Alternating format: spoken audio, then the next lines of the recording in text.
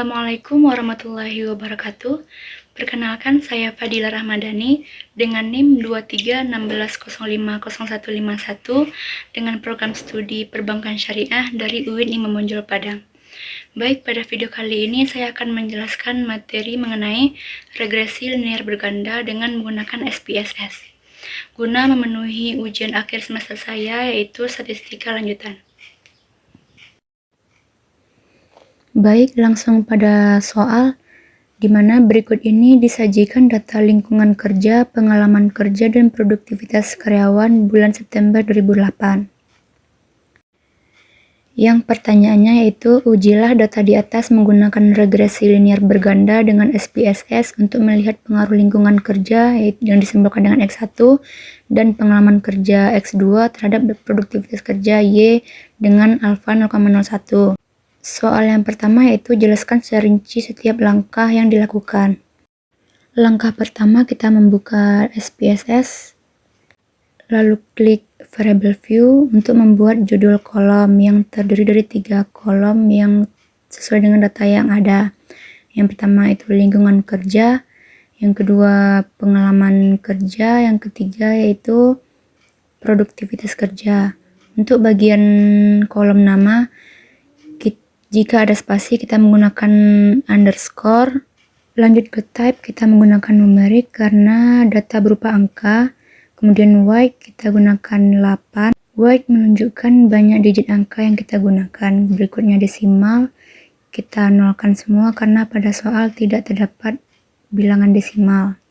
Lanjut label, yaitu keterangan dari kolom nama, jadi kita mengulang lingkungan kerja, pengalaman kerja, dan produktivitas kerja. Berikutnya value, kita isi non, missing kita isi non, columns kita isi 8 tak boleh lebih atau kurang. Berikutnya align, kita taruh center sesuai pada biar lebih rapi di tengah. Berikutnya measure, karena data yang kita gunakan numerik berarti kita menggunakan scale. Kita samakan semua scale. Lalu pada kolom row tetap tidak diubah. Selanjutnya kita ke data view untuk mengisi data yang ada sesuai dengan judul kolom yang telah kita buat di variable view. Selanjutnya kita memasukkan angka yang telah tersedia pada soal dengan benar tanpa ada kesalahan.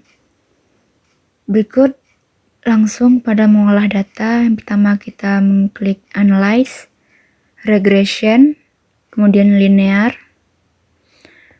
Kemudian pada kolom dependen kita isi produktivitas kerja karena merupakan variabel yang dipengaruhi. Kemudian pada kolom independen kita mengisi lingkungan kerja serta pengalaman kerja. Berikutnya kita isi plots.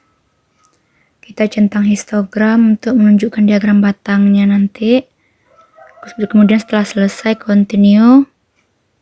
Kemudian option, karena kita menggunakan alpha 0,01 maka kita masukkan, karena kita ganti dengan 0,01. Kemudian pada removal tetap. Lanjut kita centang include. Kemudian continue. Lanjut kita klik statistik. Yang estimate kita centang. Kemudian kolom sebelah kanan kita centang semua. Lanjut continue. Setelah selesai diisi kita klik OK. Maka muncullah output dari data yang kita masukkan tadi.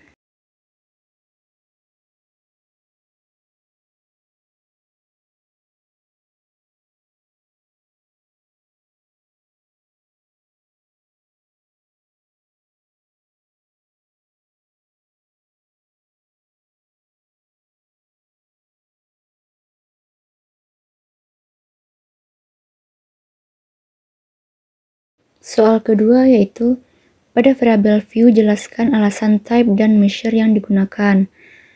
Pada kolom type kita menggunakan numerik karena variabel data yang digunakan berupa angka. Kecuali data berupa non-angka maka kita menggunakan string. Yang kedua measure, menggunakan scale karena data yang kita pakai adalah numerik, maka measure-nya kita menggunakan scale. Berbeda dengan string, yaitu data berupa non-angka, contohnya seperti nama, label, jenis kelamin, otomatis data yang kita gunakan adalah nominal dan ordinal. Ordinal yaitu data berupa non-angka yang contohnya seperti tingkat pendidikan, tingkat pemerintahan. Sedangkan nominal yaitu data sama-sama non-angka tapi tidak memiliki tingkatan seperti warna mata, jenis kelamin. Oke, next. Lanjut ke soal nomor 3 yaitu jelaskan pengertian variabel dependen dan independen pada data tersebut.